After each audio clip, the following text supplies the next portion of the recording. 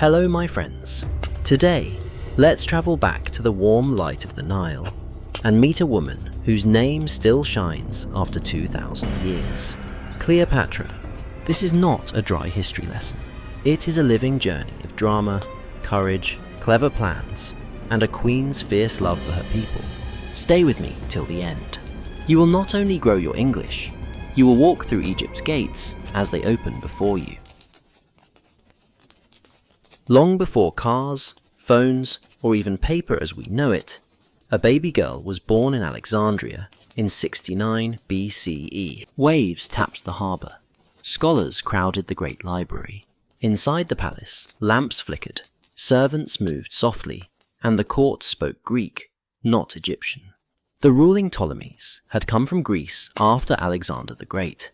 They wore Egyptian crowns, but lived with Greek ways. Her name was Cleopatra. She grew among marble halls, bright jewellery, and strict tutors. Yet life in a palace was not safe. Power burned like a live flame. Brothers and sisters fought for it. Uncles and cousins whispered in corners. If you stood still, someone else would push you aside. Cleopatra learned early. Knowledge protects. She did more than smile and bow. She opened books, asked questions, and dared to argue. She practiced languages until they felt natural. Greek, Egyptian, and more besides. Many women were not taught like this, but Cleopatra wanted more than a crown. She wanted understanding. She loved stories and science. She asked about trade and taxes. She watched her father struggle to please Rome and calm Egypt. She noticed how a careless word could spark an enemy, and how a steady voice could cool a room. Above all, she felt close to the land itself, the green thread of the Nile, farmers waiting for the flood, temples filled with prayers for harvest. Not every princess lived in safety. Some years, her family fled Egypt for protection. Some nights, the palace shook like a ship in a storm. Cleopatra learned to walk softly, listen hard, and plan ahead. She did not only dream of power, she prepared for it. When Cleopatra was about 18, her father died. His will followed family custom. She must rule with a younger brother, Ptolemy, still a boy. On paper, they were partners. In truth, men around the boy steered him and tried to push Cleopatra aside. At first, she held the balance. She met officials, judged disputes, checked accounts, and kept her face calm. But powerful courtiers disliked a queen who spoke many languages and chose for herself. They wanted a symbol, not a leader. Soon the court grew cold. Doors that once opened now closed. Allies slipped away. Even servants lowered their eyes. Cleopatra had to leave the palace and the city that had raised her. Imagine it. A young queen stepping into the heat and dust, not to tour her country, but to flee her home. Exile is a hard teacher. It confirmed what she already sensed. A crown is not only metal, it is relationships. And those can be rebuilt. She needed help. Someone strong enough to shake the table and put her back in her seat. That someone was sailing from across the sea. Rome ruled the Mediterranean. Its armies were feared, its leaders famous. Julius Caesar came to Egypt to settle a dispute. Cleopatra saw her chance and knew it had to be bold. Her brother's men controlled the palace guards.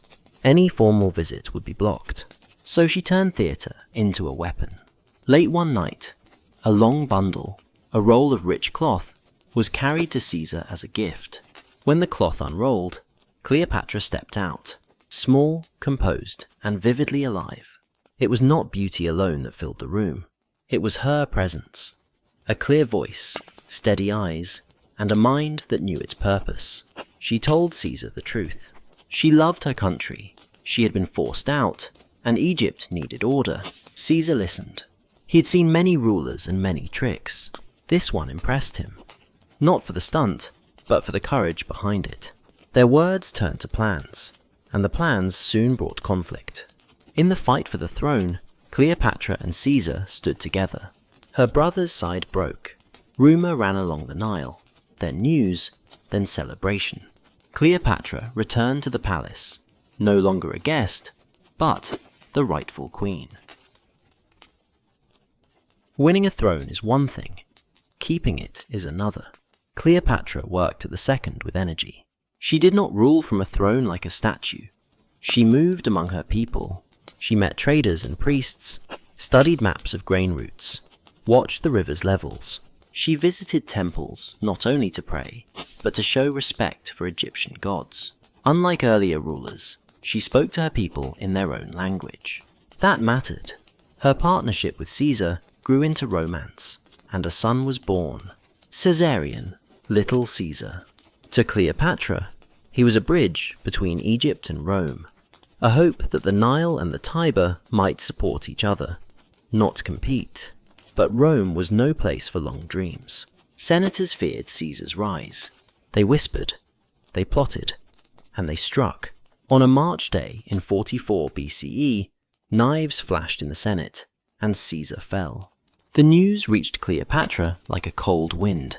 Her greatest ally was gone. Rome broke into rival camps. A queen cannot freeze. Cleopatra turned fully to Egypt, gathered her strength, and kept her eyes on the horizon. She still had a country, a child, and a duty, and she would meet whatever came next. After Caesar's death, Rome was divided. One rival was Mark Antony, brave in battle, fond of pleasures, drawn to grand display. He summoned Cleopatra, and she answered in a way to match his taste. Picture a ship with purple sails sliding up the river, music drifting across the air, and perfumes rising like mist. At the center stood Cleopatra, dressed as a goddess of love, smiling lightly, showing charm and control. Antony was captivated, not only by her beauty, but by the mind beneath it. They spoke of grain and gold, of borders and armies. She needed Rome's strength to guard Egypt. He needed Egypt's wealth to fuel his campaigns. Politics and affection twisted together like strands of rope. Soon they had children, and their names were spoken as one, Antony and Cleopatra. But waiting in the shadows was Octavian, Caesar's adopted son, patient and ambitious, building power with quiet skill.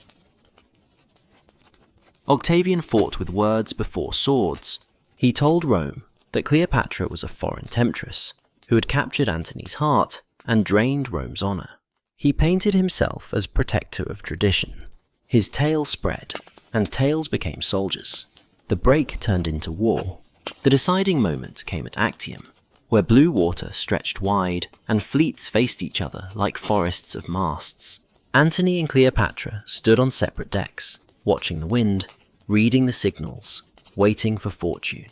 Battles are not just courage. They depend on weather, timing, and chance. That day, chance chose Octavian. As the fight turned, Cleopatra withdrew part of her fleet to save it. Antony thought she had betrayed him. Confusion spread. Order broke. The sea was lost. They sailed back to Egypt, heavy with defeat, but not empty of hope. Could they rebuild? Could they defend Alexandria? They tried, but Octavian marched not for peace, for conquest. The end came with grief and resolve. Antony, misled into thinking Cleopatra was dead, fell on his sword rather than face capture. Wounded and fading, he was brought to her and died in her arms. Cleopatra's heart broke, yet she still thought as a queen. She knew Octavian would parade her in Rome, a chained trophy, humiliated for years. That was not her ending. Some say she used a serpent. Some say a hidden poison. We cannot be certain. We know this. She chose her last freedom, her death. When Octavian entered, he found her dressed in royal robes, lying among the symbols of her reign. Egypt was his. The dynasty was finished. The Nile now flowed within Rome's empire. What is left of Cleopatra beyond myths and rumors? She was a ruler who refused to be only decoration. She spoke to her people in their language. She studied harder than those who mocked her. She won allies by persuasion, not pleading. She used display when show was needed, and numbers when facts mattered most. She knew a queen must be both symbol and servant. She was not perfect. She took great risks and paid heavy costs. She lived near fire and was burned. But through the smoke, we see a woman of wit, will, and fierce love for her land.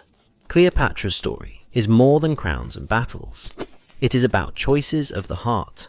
Her strength came from quiet work, long hours of study before grand moments.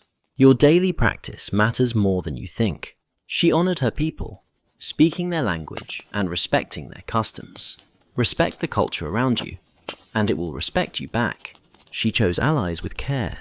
Walk with those who lift and challenge you, not those who pull you down. Even in loss, she carried dignity.